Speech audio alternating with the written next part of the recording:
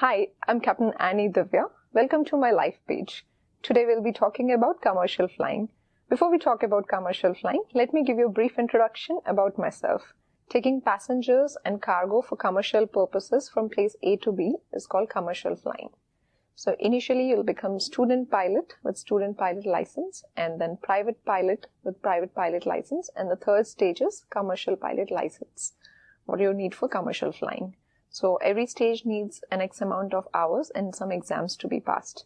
And most importantly in all of it, what you need is to passion to fly. If you don't have passion to fly, then it's a very expensive experiment you're doing. Let's talk about what education is required for commercial flying. One more subject we'll be studying is meteorology. Meteorology is study of weather. Here we'll be specifically studying about aviation weather and how it affects us. So what we study when we take off from a particular airport, there can be a cold weather and you'll be landing into an airport where the temperatures are very high, and there can be monsoons, like in India. Right now it's monsoons. So how we'll be flying into those weathers, and we study more about what kind of clouds exist at each level, how the behavior of the clouds at lower levels, how the clouds behavior at the higher levels. Now let's talk about what skills are required for commercial flying. Next thing is situational awareness. Situational awareness for our job is extremely important, as different things can be happening around you and you cannot be stuck with one thing. You have an overall picture of what's going on. If you're too involved with your instruments and there's a weather ahead, you need to be situationally aware of what to do.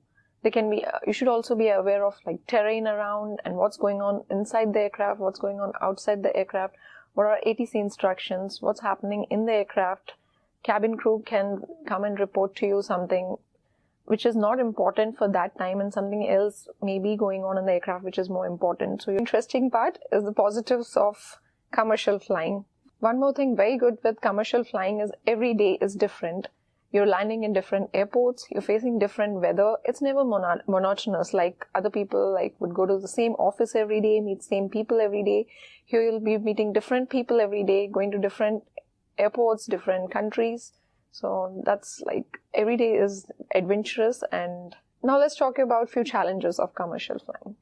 The challenges will be like night flying. A lot of times you're sleepy, you don't want to wake up, you don't want to work in the night.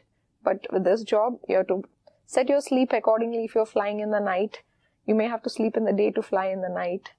There'll be odd timings, odd schedules, like you may have to get up at 12 in the night and go on a flight.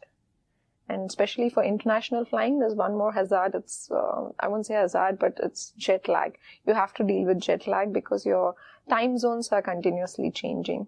You're going from one country to another, you have to deal with jet lag. And you need to know how to rest accordingly and change your eating habits and sleeping habits accordingly.